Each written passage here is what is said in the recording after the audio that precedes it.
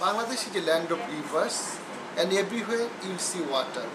But unfortunately, due to illiteracy and poverty, we are contaminating it by practicing poor sanitation and hygiene. The main challenges in hygiene and sanitation is poverty and illiteracy in our country. As you know, in our country about 47% people are illiterate and they are not aware about their personal and domestic hygiene.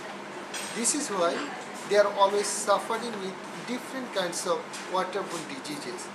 In our country about 50 diseases are prevalent and 40 of them like dysentery, diarrhea, cholera, jaundice, parasitic worm infections, etc. are waterborne. See a hanging latrine right over here.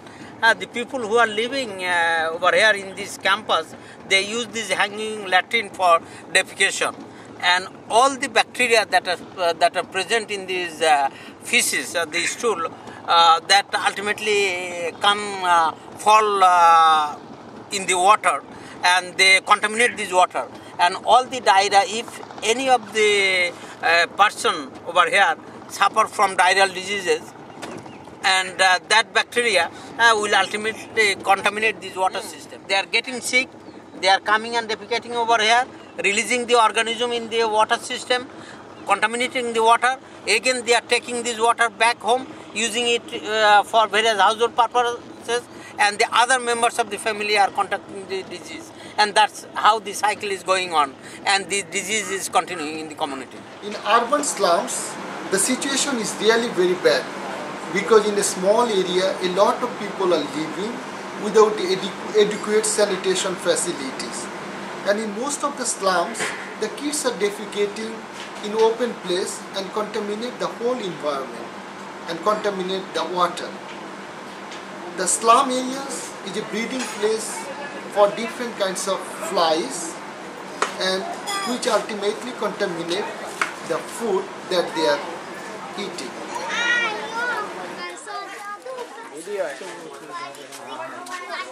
Firstly, that we are mobilize this community so that they can work for themselves. They can demand their need to the Dhaka City Corporation, WASA, for their legal water connections and sanitary latrines. And the hardware constructions we will be construct like community latrine, 5-chamber community latrine for 50 households and one water point for 100 households. We will construct, and we will construct this by themselves, like community contracting. We have formed the community-based organization. 2 community-based organizations are working here. So we are giving them the contract. We have made agreement between KR USAP and these CBOs, and we are transferring fund to them to their bank account, and they will use this fund to construct these gardens.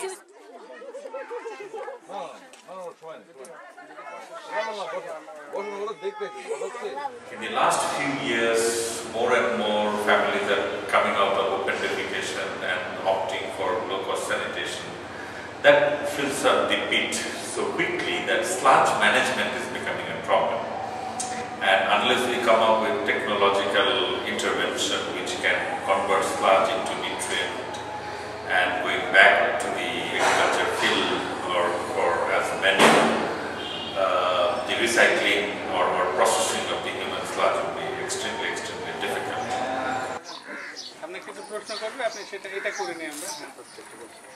One thing is that in earlier they don't have any user-friendly toilet, so they use the normal toilet. Sometimes they can, sometimes they do not, or use with a lot of pains during they using the normal toilets. And when it is using, they can easily enter with this toilet. One benefit, so they feel happy. So it's large enough for the wheelchair? Yeah, and then a lot of in the wheelchair people can easily come and use these toilets. And the other thing is that in earlier they use unhygienic toilet. But this toilet is completely hygienic toilet, and they have already shows that their health is improved. particularly in relation to the diarrheal dysentery diseases. They shows that they told us that the disease is gone down. If everybody get this type of tool, I will be very happy.